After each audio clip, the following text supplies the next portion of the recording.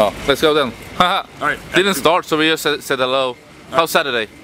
Saturday's good, man. It's getting packed in here. Actually, this is my first Gamescom, so I had no idea how big this was to begin with, but it's awesome. I got a chance to come down here one day before everybody piled in, so I got to play all the games and stuff and check everything out. It's been good. Anything cool you liked or got to play?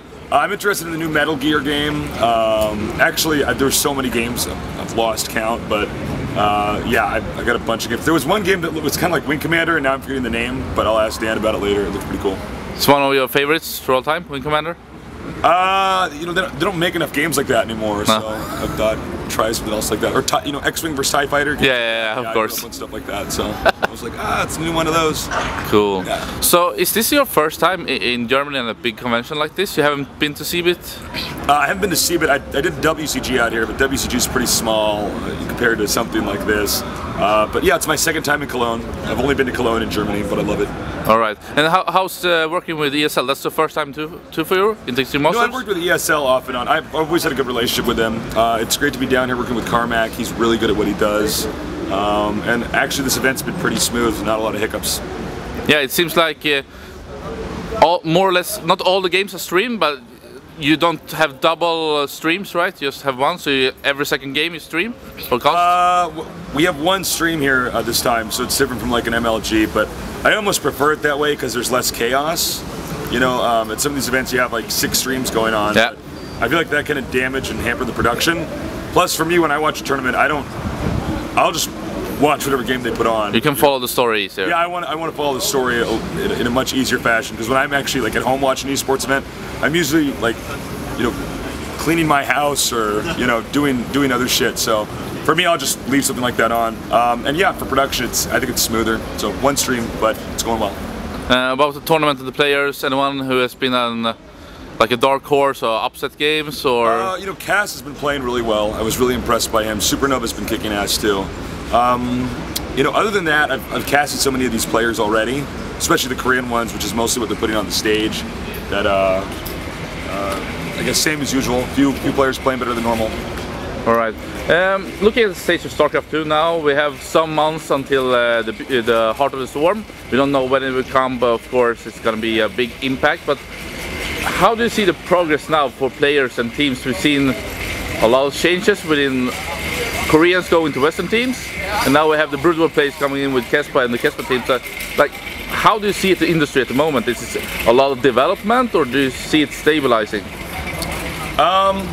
I think it's going to give it a boost in popularity, because maybe StarCraft already gave esports a big boost, but I think when Heart of the Swarm comes out, all the people that play casually are going to obviously pick that up. And you know, those banners they got on Battle.net, they're probably going to see that, because now there's much more of a StarCraft 2 infrastructure for esports.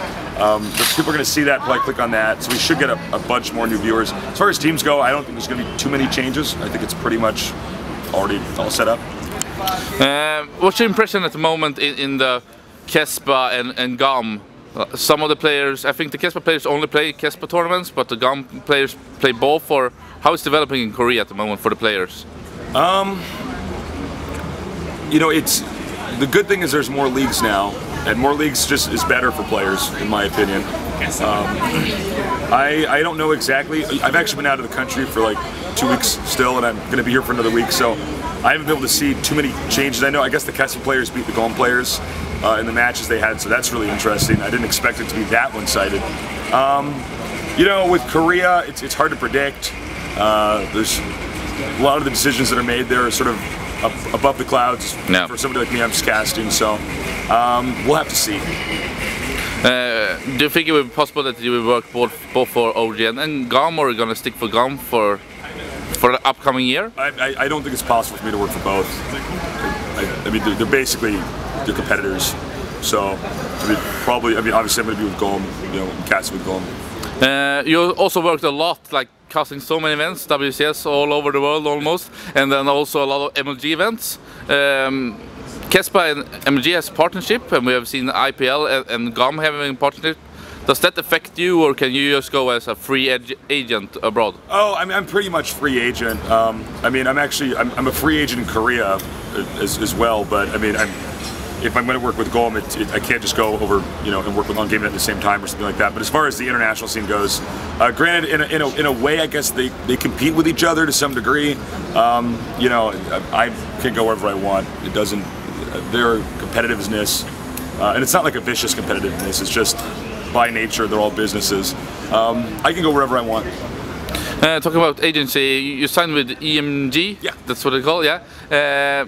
Can you just elaborate a little bit on why signing with the agency? Well, I'm at a really, how do I say this? I'm at a high point in my career. I can basically get, as long as they can afford me, Dan and me aren't cheap, but if they can afford me, Dan and me can basically go wherever we want. We're doing really well in our careers, but I'm at the point in time where I'm traveling so much. Dan and I, we previously acted as our own agents, which can be a little bit stressful. Also trying to book our own events, and we've also been interested in endorsing products and a lot of stuff like that. And we're almost too busy at this point in time. I mean, for instance, we're not going to be at MLG Raleigh because we just need to chill out. Yeah. We just want to sit in our underwear and play games for a little bit. Dan wants to play with his baby. So what EMG is going to do is kind of help us manage ourselves a little bit better, which I'm really excited about. They've already got some really good deals that I can't say much of yet, but they've been incredibly helpful, and it was definitely one of the best decisions I've made in my career so far. All right, so it's not only taking care of like the day-to-day basis with bookings and stuff like that, but it's also taking care of your other products like your t-shirts. What is it called? The Handsome Nerds? Yeah. And then you have a small game developed in Sweden also, that Nerd Arena? Nerd Arena, yeah. They haven't touched Nerd Arena as of yet. We're kind of doing one step at a time, but yeah, I mean, at this point in time, Dan and me are just spread too thin. Yeah. I think, for our careers, I feel like we have a lot more potential. We could still keep growing, but we're just a two-man army, and it's trying to do the bookings, negotiating contracts, casting events, keep it up with StarCraft 2.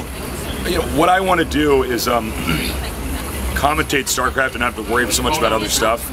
Yeah. And just further my career, and so they're going to help me with that. Cool.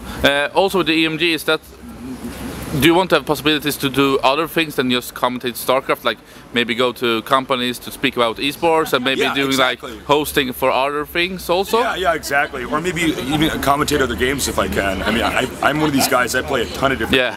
So, obviously I play StarCraft 2, but it's a situation where, for instance, I don't have the time to go talk to other companies. Let's say I'm playing a game, and I'm like, God, I know that there's commentary for this, but I don't have the time to email the company or call them up and work something out. So that's something else as well. And yeah, maybe go to a convention and talk about esports, stuff like that. That's other stuff that I want to do that I just don't have time. It's hard to explain what little time Dan and me actually have when you look at how much we're actually on airplanes, and then we land in Korea. Then we have, we cast a bunch of Golem, then the season ends, we're back on airplanes. So, yeah, we want to do other things like that as well, kind of spread out more. At GOM, I've seen, it feels like GOM has put in more production value and time into the whole thing, especially on the English side. Can you tell me, do you have any cool plans ahead coming with GOM? Well, I mean, it's pretty simple. I mean, basically, Golem, the English stream is incredibly lucrative. It's more lucrative than the Korean stream is. The advantage Golem has over something like this event or any of these other events, the only exception is probably NASL, is that we have a TV studio. Yeah. So we're actually like a TV show. So, an event like this, they got to set up all the wires and get all the audio stuff, right, and then get the stage going. Is it soundproofed, all that stuff. At Golem, we just show up. We have all the equipment there. Yeah. And, it's basically automated. I mean, for me, I show up 30 minutes before work, get makeup on, sit down, and cast the games. Then I go home, go out with friends or something. It's very straightforward. So, Golem's always interested in expanding. For instance, we just did that event in Busan. Yeah, it turned out great, even though it was an all-kill and a 4-1. Yeah, which is too bad. I was hoping for more games, but that's probably the next step is to bring the finals to more interesting locations. All right, that's cool. Got any final words, anything you want to say, and maybe shout-outs to the Swedish fans? Bring me back to Sweden, please. I want to come back. I love Sweden, even though it's really expensive. Please add me on Twitter and call me Tasteless. Please check out our shirts at thehandsomenerd.com. Am I forgetting anything? Did I do it? Sounds good. I think it sounds good. All right. Who do you think will win the tournament? Well, from the way Supernova played, I want to say Supernova, but it's really hard to say. Of course. I almost try not to think about it too much because it messes up my casting a little bit. Cool. Good luck. Cheers.